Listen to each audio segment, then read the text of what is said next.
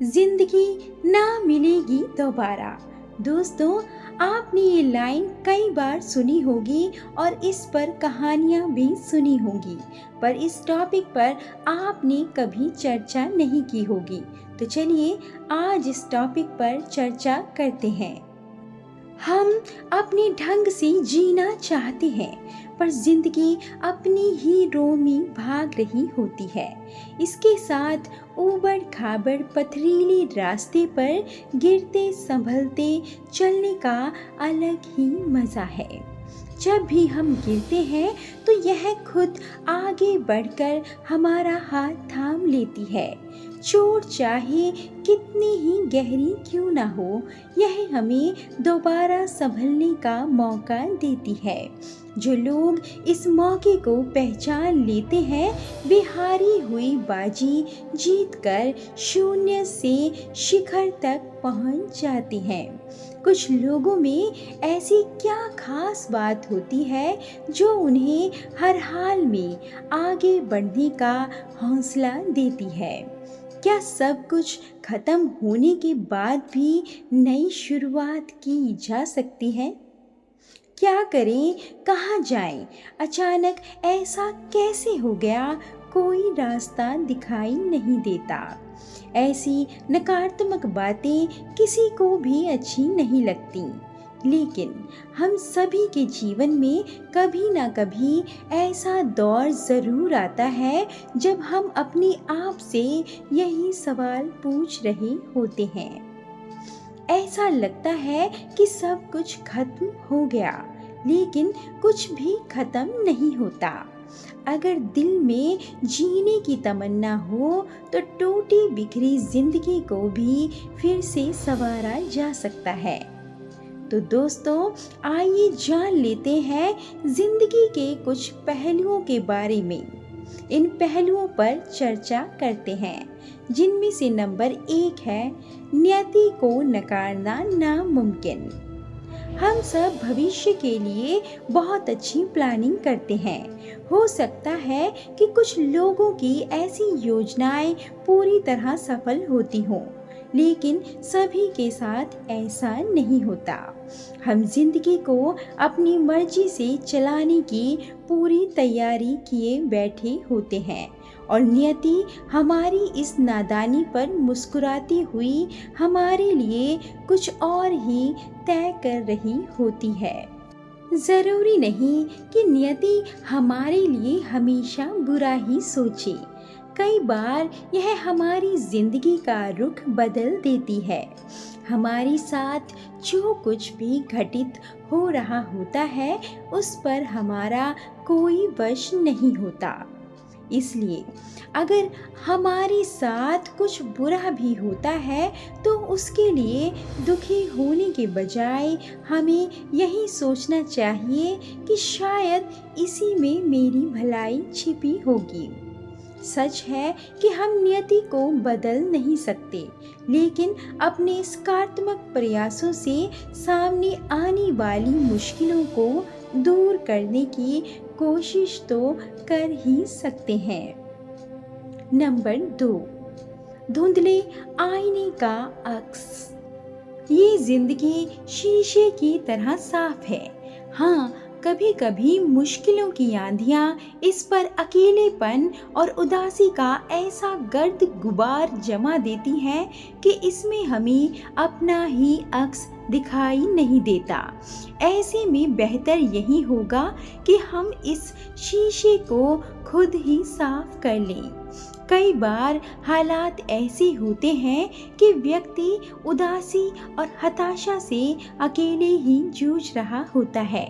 ऐसे में उसे सचेत ढंग से अपने लिए खुद ही प्रयास करना होता है। मनोविज्ञान की भाषा में इसे सेल्फ इंस्ट्रक्शनल टेक्निक कहा जाता है। उदासी भरी मनोदशा से बाहर निकलने में यह तकनीक बहुत मददगार साबित होती है। नंबर 3, जब साथ ना दे सेहत। सेहत हमारी जिंदगी का ऐसा अहम पहलू है जिसे नज़रअंदाज करके हम ज़्यादा देर तक खुश नहीं रह सकते, क्योंकि मशीनों की तरह हमारे शरीर को भी पूरी देखभाल की ज़रूरत होती है। लेकिन कई बार पूरी सजगता बरतने के बावजूद भी बिन बुलाए मेहमान की तरह बीमारियां पास चली आती हैं। अगर समस्या ज़्यादा गंभीर हो तो व्यक्ति का मनोबल गिरने लगता है। ऐसे में सकारात्मक सोच के साथ हिम्मत बनाए रखना बहुत ज़रूरी है। नंबर 4, दर्द अपनों से बिछड़ने का। अपनों से बिछड़ने का गम हमें गहरे सदमे में डाल देता है। कई बार ऐसा लगता है कि सब कुछ खत्म हो गया, लेकिन दोबारा जीने की कोशिश तो करनी ही पड़ती है। नंबर 5, रिश्तों की उलझती डोर। व्यस्तता की वजह से हमारे रिश्तों की सहजता खत्म होती जा रही है, चाहे दाम्पत्य हो या पारिवारिक सामाजिक रिश्ता। कहीं भी पहले जैसी गर्मजोशी नजर नहीं आती।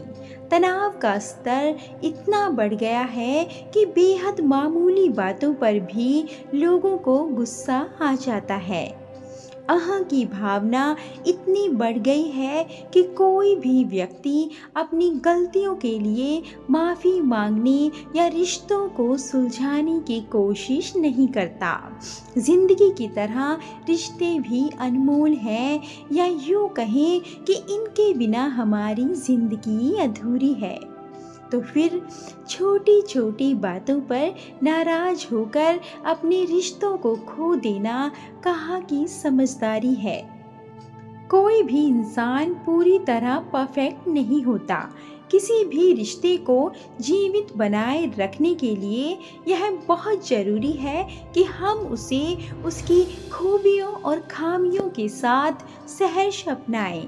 एक बार अपनी ईगो को दूर रखकर तो देखें, आपको आसपास के लोग बहुत प्यारे लगने लगेंगे। नंबर 6, बढ़ती भावनात्मक चुनौतियाँ। आज लोगों के पास ढेर सारा काम है और समय बहुत कम है, इसलिए उन्हें कई तरह की भावनात्मक चुनौतियों का सामना करना पड़ता है। आज लोगों के पास पर्सनल लाइफ के लिए समय नहीं है। अपनी प्राथमिकताओं को लेकर लोगों के मन में हमेशा अंतर्द्वंद चलता रहता है। इसी वजह से शहरी आबादी का बड़ा हिस्सा इमोशनल क्राइसिस के दौर से गुजर रहा है। लेकिन इसका दूसरा पहलू यह भी है कि आज की तेज तर्रार युवा पीढ़ी को शांत और ठहरी हुई लाइफ बोरिंग लगती है। ज़्यादातर युवाओं का मानना है कि भावनात्मक चुनौतियां हमें आगे बढ़ने को प्रेरित करती हैं। इनकी वजह से हमारी सोच का दायरा विस्तृत होता है और व्यक्तित्व को मजबूती मिलती है। नंबर 7, देर नहीं हुई अब भी।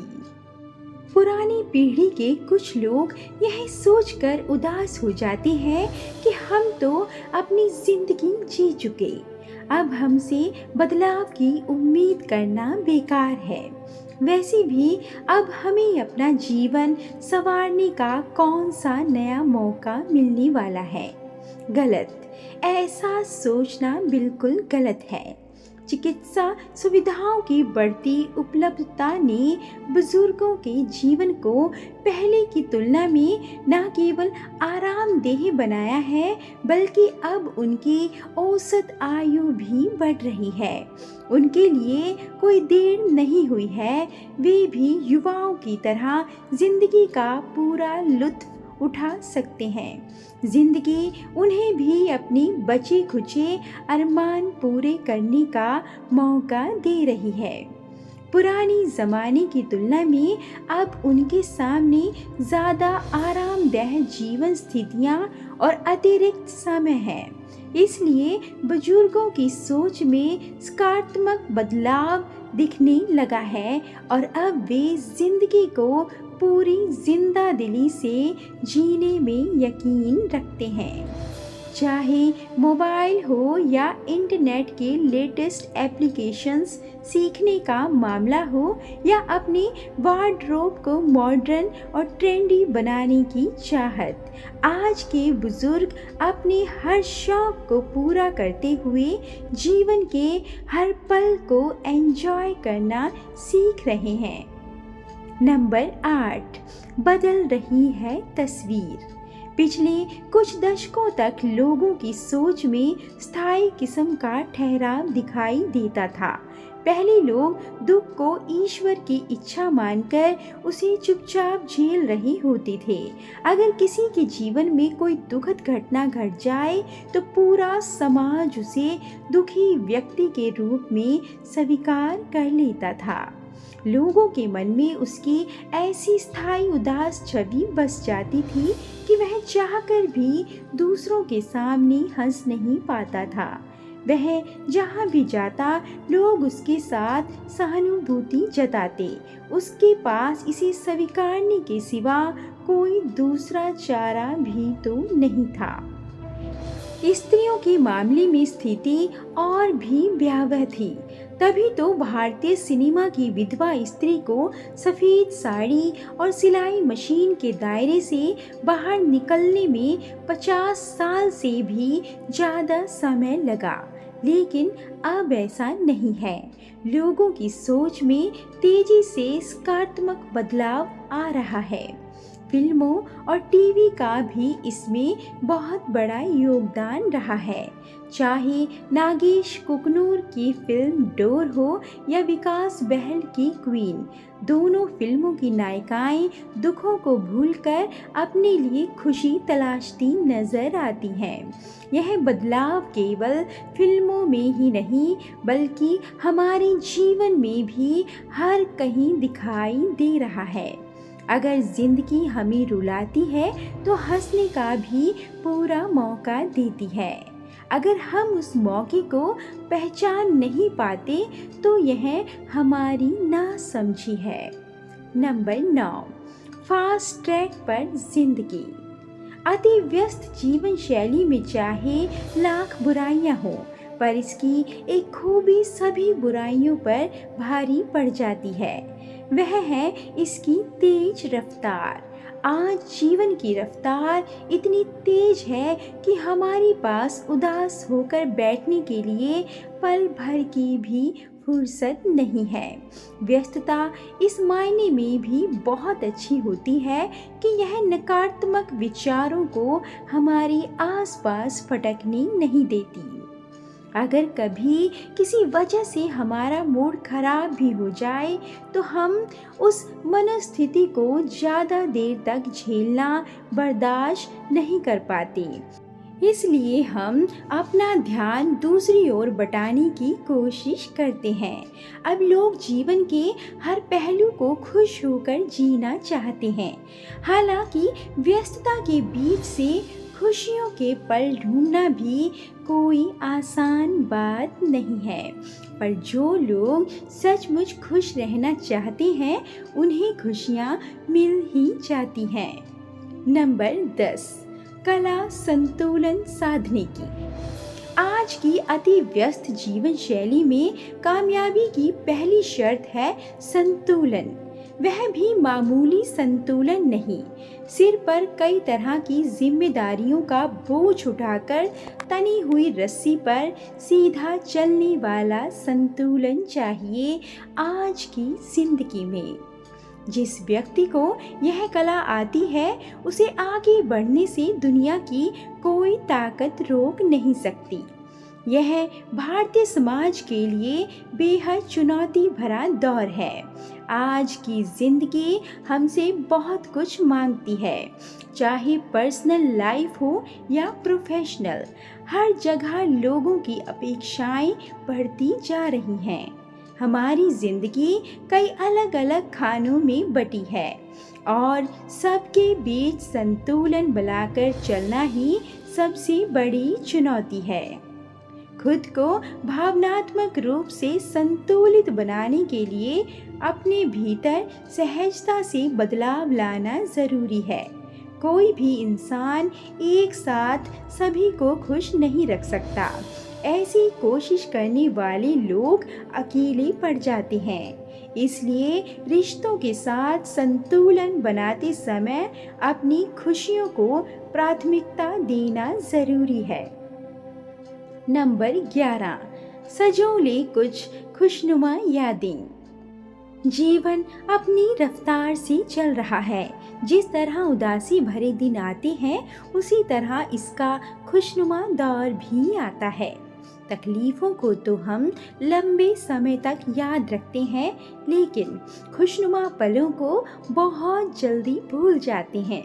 अगर हम इसके अच्छे पलों को अपनी यादों के एल्बम में संजो कर रखें और अक्सर उसके पन्ने पलटते रहें, तो उदासी हमारे करीब कभी नहीं फटकेगी। जीवन के बारे में कहीं लिखा था कि यह स्वादिष्ट आइसक्रीम की तरह है। या तो इसे हाथों में पकड़कर यूं ही बैठे रहो या इसके स्वाद का लुत्फ उठाओ। दोनों ही स्थितियों में इसका पिघलकर खत्म होना तय है। तो फिर क्यों ना धीरे धीरे इसका रसा स्वाद करते हुए इसके हर पल को खुशनुमा बनाने की कोशिश की जाए। दोस्तों, मोटिवेशनल लेख कैसा लगा कमेंट करके ज़रूर बताएं और ऐसे अधिक मोटिवेशनल कोट्स और कहानियों के लिए कृपया वीडियो को लाइक, शेयर और चैनल को सब्सक्राइब करना ना भूलें। धन्यवाद।